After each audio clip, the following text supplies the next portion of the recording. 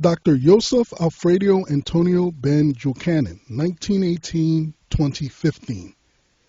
Dr. Yosef Alfredo Antonio Ben Jochannan, affectionately known as Dr. Ben, was the premier multi-genius of our time, and as such, he cannot be defined nor scrutinized by Western academic standards, given the fact that he forever altered how classical African civilizations, in particular in the Nile Valley, are viewed, interpreted, studied in academia.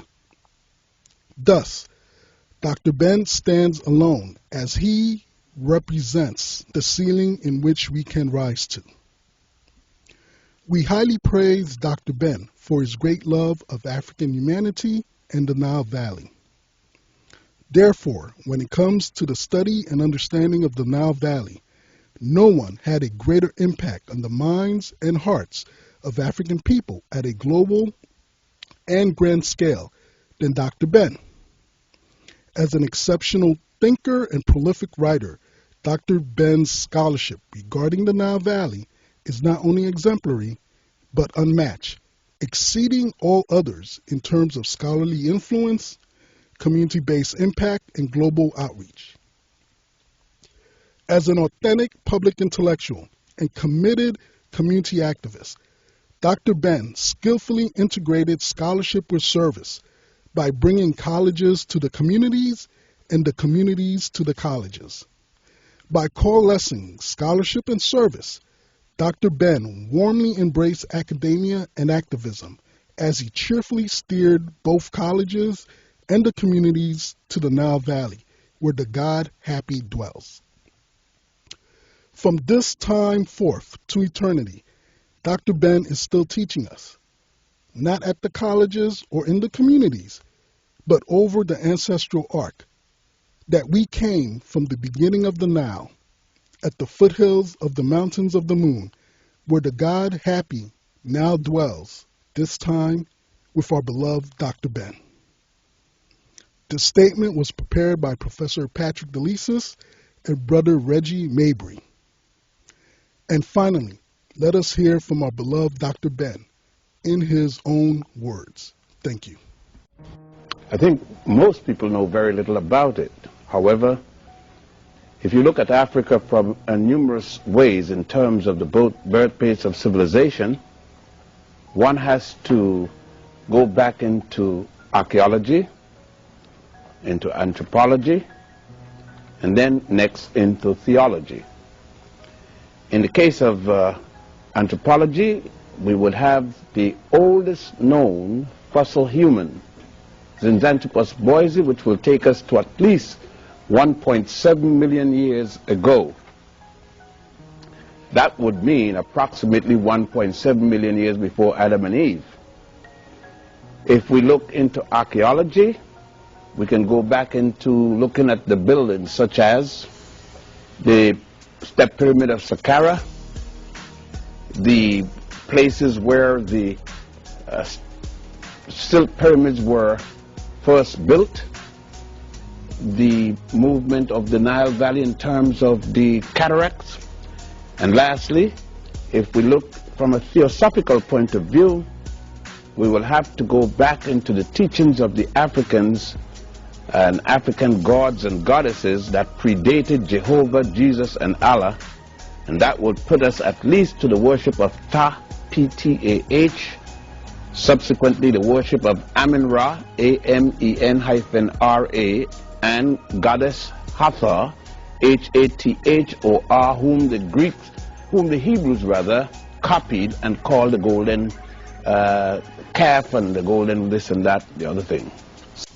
Well, the high culture started there with a group of people called the Twa and the Hutu, who brought down that Nile all the way from Ethiopia, and the Nile goes down north, not up.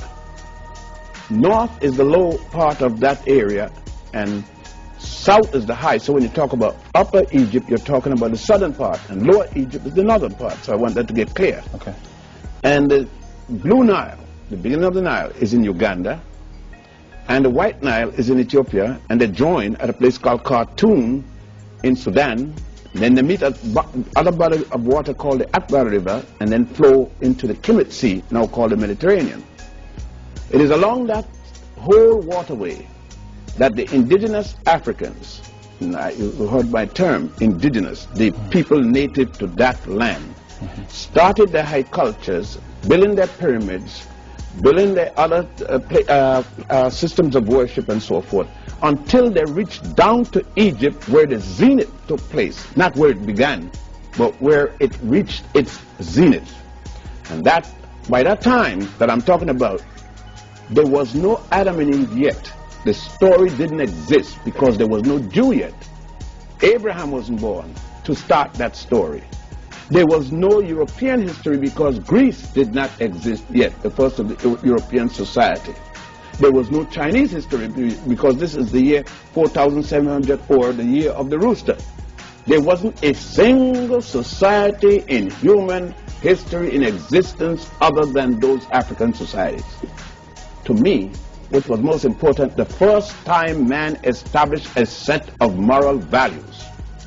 This was, now I'm talking about 2785 BC. Before Christ. There was no Moses yet. Moses is not until 1346 BC.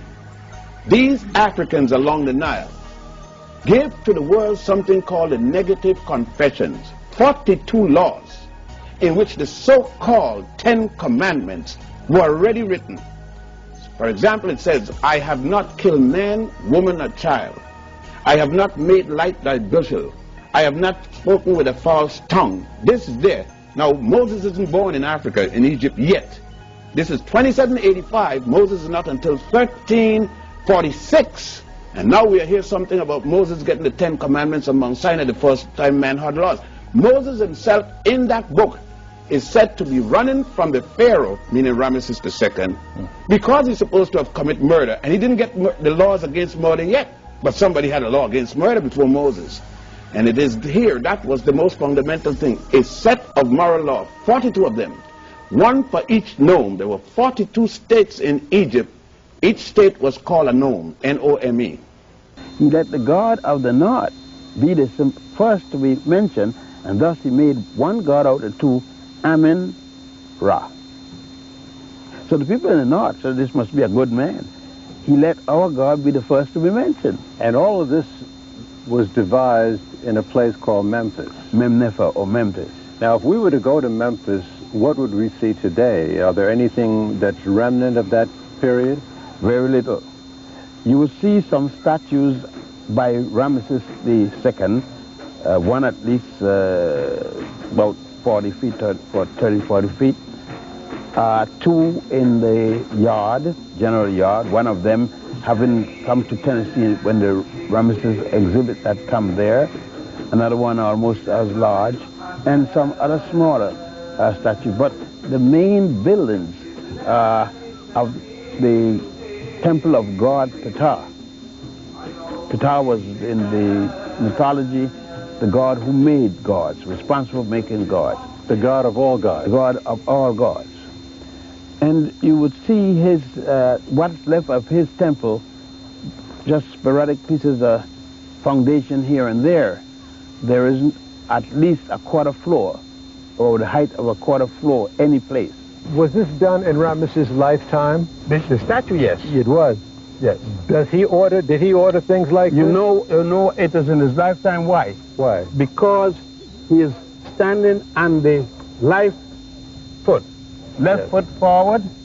If he was standing this way, it would be, he's dead. He's dead when his feet are together. But he's standing this way, he's alive. Very near to Memphis is a place called Saqqara, where the world's first pyramid was built, although it was shaped somewhat differently. Dr. Ben showed us. Did the Pharaoh design this pyramid and order its building, or did somebody else? No. As a matter of fact, he had no business at all with it. The idea came from his prime minister, who was also an architect. As a matter of fact, he was a multi-genius, the first one recorded in all of human history. You got to consider we're talking about 2800 BC. This man called I.M.O.Tep, or for short, Imhotep. He didn't want his pharaoh to be buried like other pharaohs.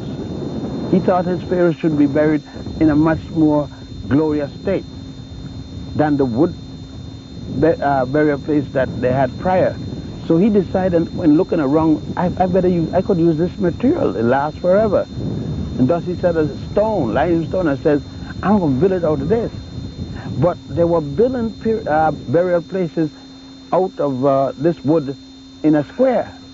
So he decided, well, look, I'll just use a stone or stones and the same procedure, and that will last. But when he was finished, he said, gee, it's going to last, but it looks like nothing. So he decided to put another layer on the top and recess them, set them back, and 6 of them set back, look something like wet cake. They become steps. With the teachings of the Roman Catholic Church to practice slavery, is it not inconsistent with the teachings of the Muslim religion to engage in slavery? Oh, yes. Are not the Arabs and Christianity Muslim? and Judaism, but all of them engage in it. The grandees in Spain were predominantly Jews of Spain. Those that sold Isabella pawned her jewelry too. They financed the slave boats. They were involved in the financing of the slave boat. Some of them went and crew. Some of the conquistadores were equally Hebrews. After the Jews had become a part of the system, especially when the Moors were chased out, and so carried off to be slaves in the Caribbean. That started with a man called Bartolomé Las Casas, the Roman Catholic friar, that said, after they'd done exterminated most of the Indians, or so-called Indians, the Caribs, then he said, bring us the Africans. Bring us those, especially in Spain, who refused to accept Christ. Imagine Bartolomé Las Casas speaking about accepting Christ. He forgot that Christianity started in Egypt with Pontius and Botus, not in Rome. It's a myth in that sense that people are trying to say, and there's no justification, no records, that the African was involved in the initial enslavement of itself.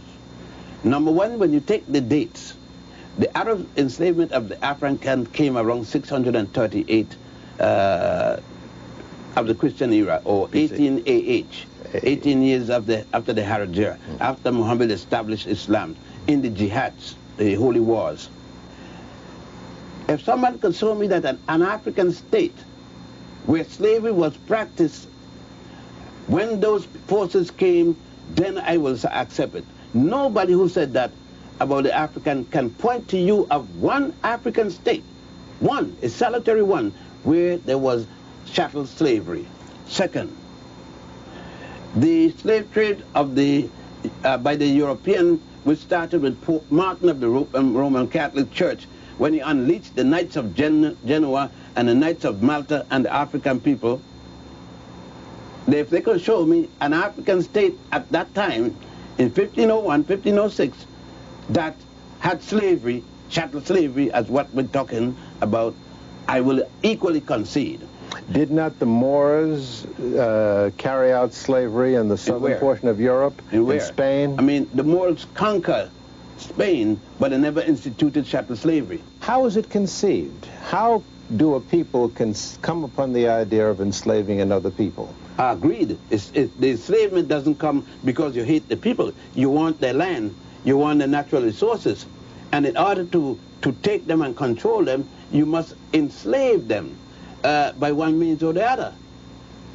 Like the United States enslaved the Japanese for a little while until the Japanese was able to wiggle a little trade. When I conquer you, you are my slaves. I make you do what I want.